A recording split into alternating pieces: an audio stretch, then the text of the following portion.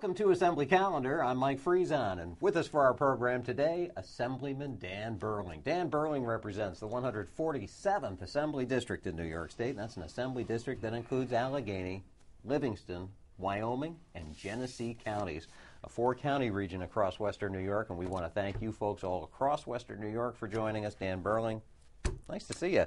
Glad to be here. Yeah, beautiful weather we had yesterday. Nice weather in western New York. 82 degrees here in the Capital District at the beginning of April. It was downright balmy last night. It was absolutely beautiful. It was one of those things you can't remember. It's all the memory being what it is at my age. You can't remember the last time you get out of your car or you leave a building and go out in the open air and it's warmer out there than it is inside. Yeah. It's a great reprieve from that winter that we had. It's a nice, pretty rough winter. Nice little taste of good things to come. Oh boy, I wish it could stay that way forever. Well, there's a place called Florida, I think. Yeah, it's very nice. Yeah. Nice place to visit. But we have business to do here in New York State. All right, we do have business to do here in New York State, and we're going to let you folks know what's going on. Since our last program, you passed a budget. That was kind of significant. It was pretty monumental. I mean, it was hurtful for a lot of people. Obviously, unfortunately, it's some. But it was the right thing to do, right? Yeah, it was it was tough medicine. But when you've let spending get out of hand for so many years and programs get out of hand, and then it makes it very, very difficult to have to right-size things overnight.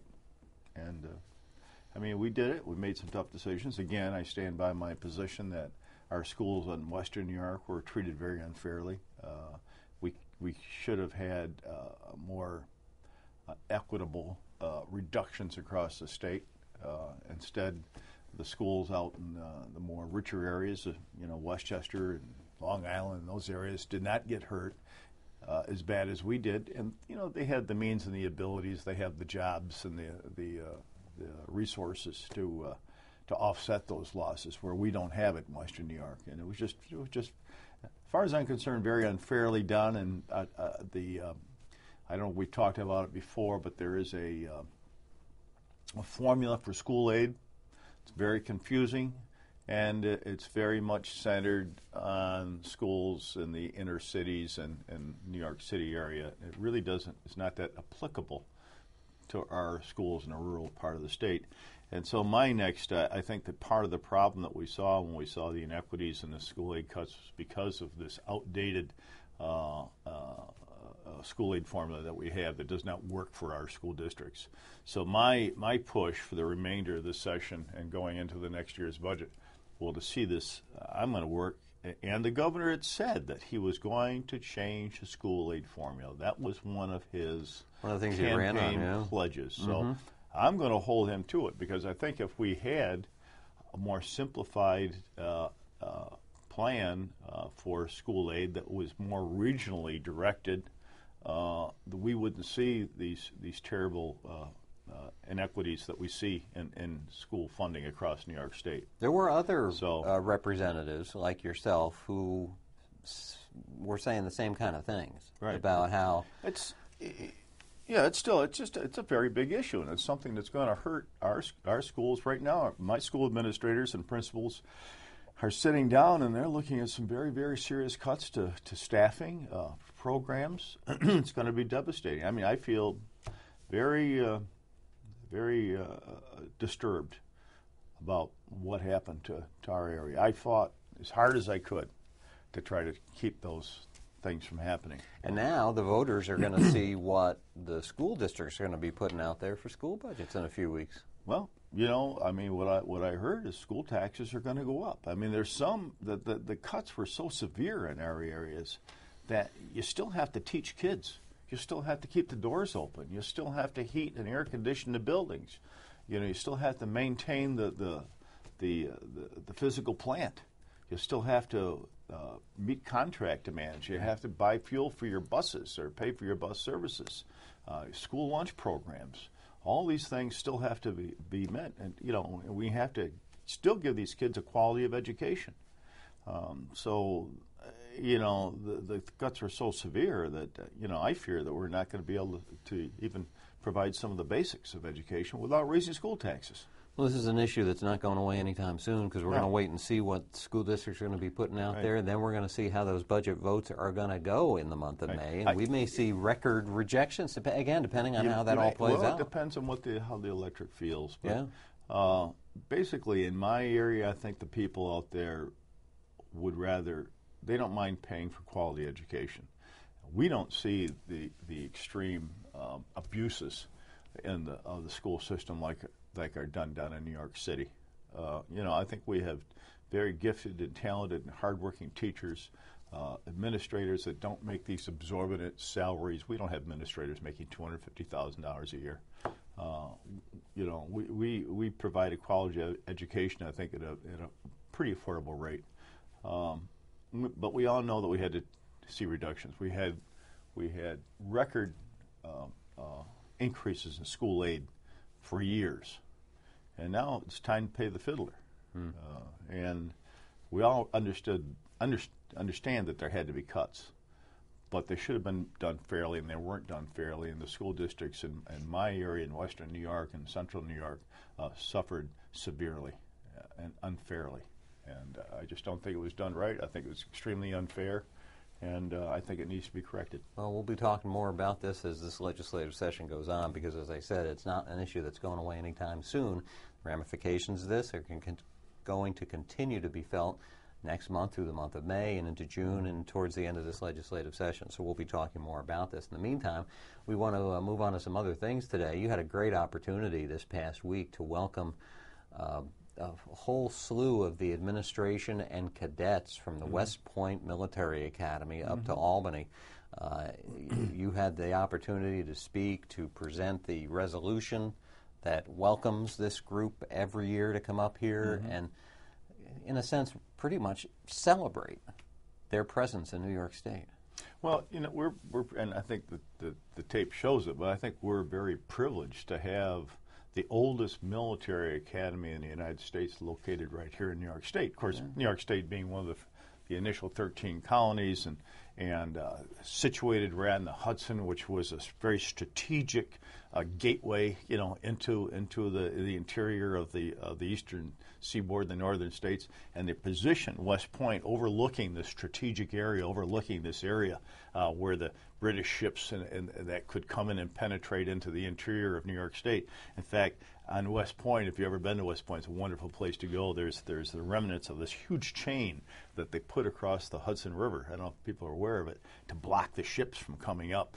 And, of course, it overlooked it. It had a military significance, overlooking, the ships that come in. They could train the cannons, on the British vessels or any invaders that were coming up the Hudson River. Kind of like the 18th century equivalent to a no-fly zone. Right. It's just it's a beautiful campus, and it's very inspiring. There's close to 5,000 cadets on it from all over the United States, not to mention from quite a few other countries. Now, I don't know if a lot of people understand that.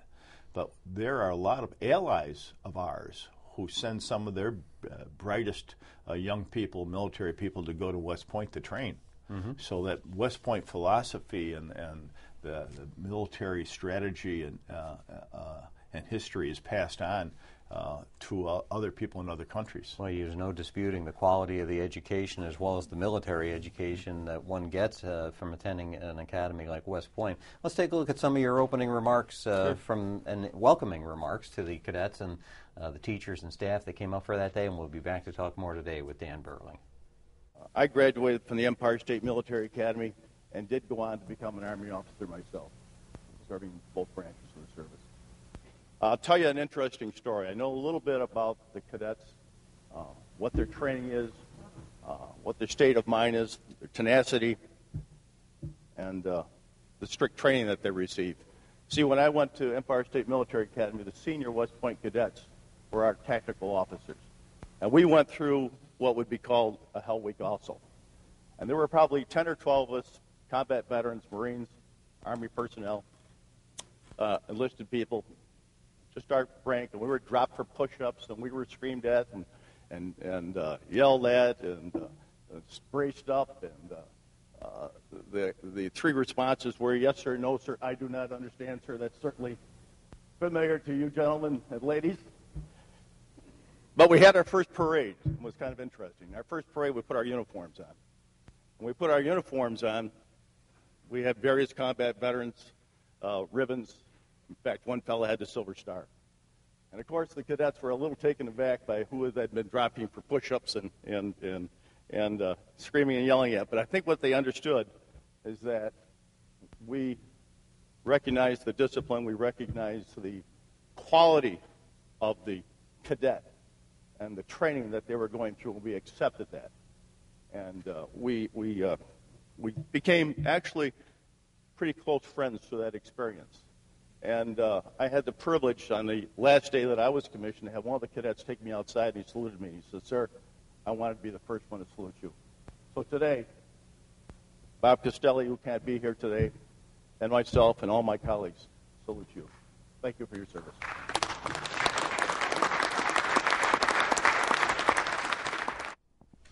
You know, it's one of the great days of any legislative year to have all the cadets, such a great-looking group each and every year. And anytime you look at a group of students like that, you see, oh, there they are. There is the future right there. And especially when you think of it in terms of how many great men and women have gone through that facility.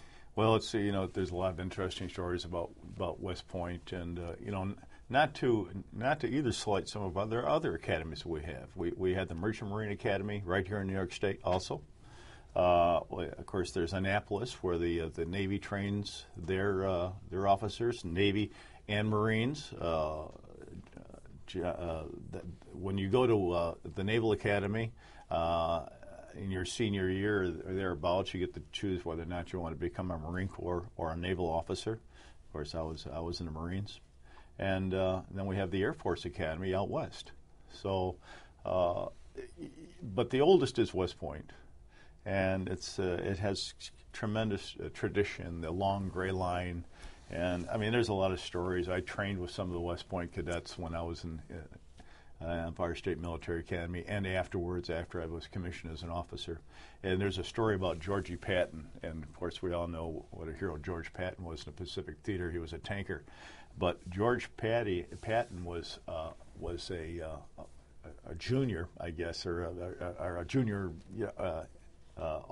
candidate, and he was up in the barracks, as the story goes. He was up in the barracks. He had a BB gun. The BB gun, and he was shooting at the senior West Point cadets with his BB gun. That's the story. You know, of course, MacArthur went there and everything, so he was severely punished. But he did go on to become, you know, a 4 or 5 star general. But there's some interesting stories. You can make good leaders out of just about anyone, I guess, right? Yeah. But he showed a lot of spunk. I guess he didn't like that hell week with all the seniors put him through. So. Did you get a chance to talk to some of the cadets that day when you? Oh yeah. We talked a little bit. Of course, I talked to the general that was he's a lieutenant general, was a 3-star general. That's the superintendent of West Point, and you know, I don't know if you heard, but we share some of the same ribbons. Apparently, he served also in Vietnam when I served. General Schwarzkopf was a West Point cadet. General Schwarzkopf and I served no more than 5 or 6 miles apart when I was in Vietnam. I didn't know him then. Obviously, he was a major then.